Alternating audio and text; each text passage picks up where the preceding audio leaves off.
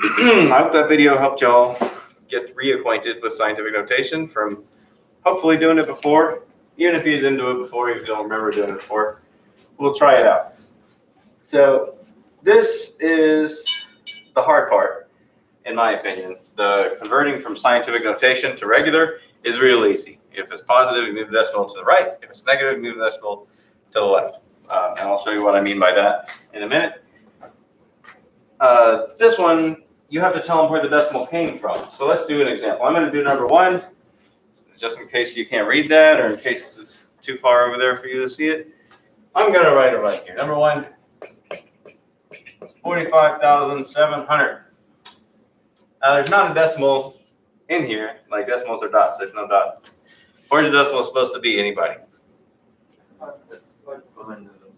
Yeah, at the end after the final 0. I know you'll probably know. So we're going to put it there just so we know it's right there. According to the video, I got rules up here too that if you'd rather read it than listen to a video. Personally, I would much rather read the instructions instead of listen. I'm not real good at listening and remembering things.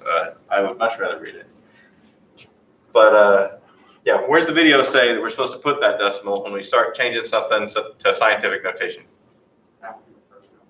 After the first non-zero number, yeah. I gotta fix this. So that would, in this case, that'd be after the 4.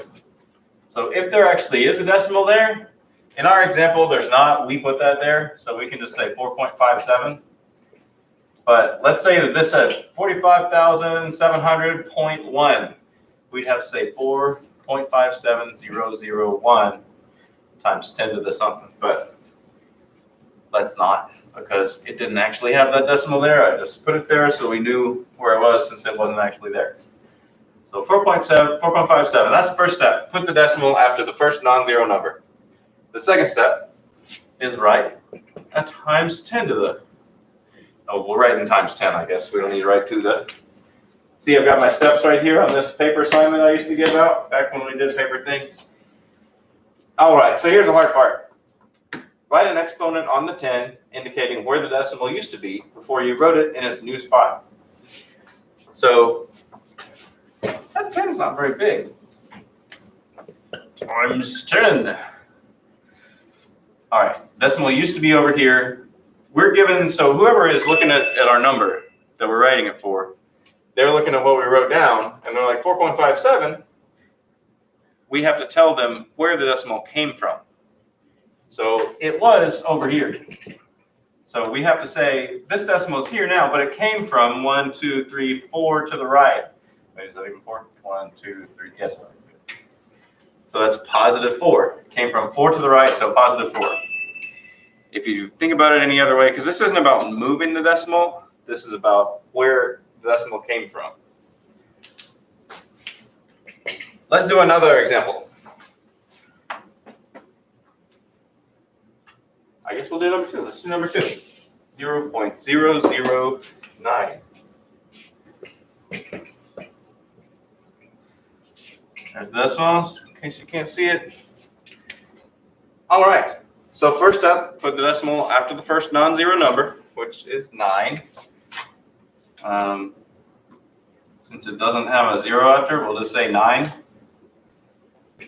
And then second step, right, times 10, times 10. Now we have to tell them where the decimal came from. So now our decimal is implied to be right there after the 9. So if we're saying it's right there, we're giving somebody this number, we have to tell them where the decimal came from. It's there now, it came from 1, 2, 3 to the left. So since it came from the left, it's a negative 3. And an easy way to check your answers and to make sure that you did this part right, since this is the more difficult part, rather than the other way around, is to go ahead and do it backwards. So 4.57 times 10 to the 4. 4 means move the decimal 4 to the right. So 5700, 5700. We did it right. Same with this way. 9 times 10 to the negative 3. The decimal's there.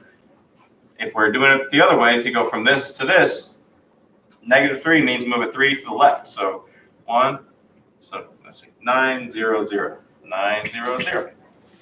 And we did it. Get it? And I don't think I need to do other ones on this one. Let's flip the paper over. Here we go. Flip the paper over. And there. Are there any of these that we need to do? I'll do one of these.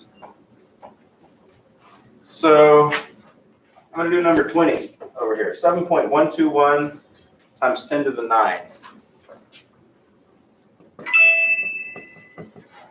So we're doing it backwards now. Well, I think of this way as forwards. The way we were just doing it was backwards, but it doesn't matter. So we went from standard notation to scientific notation. Standard notation to scientific notation. Now we're going from scientific notation to standard notation.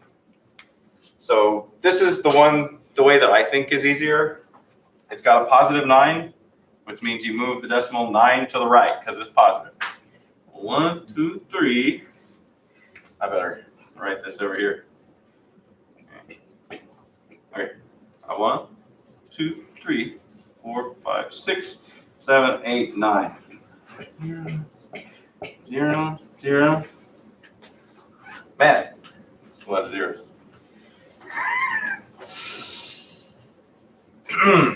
Okay, put a comma there, there. Yep, times 10 to the 9 from our prefixes business. That's billions, right? And we got billions here. 7,121,000,000, and that's it. Does that seem all right? Okay. See if y'all can take that study.com quiz then, from the one that said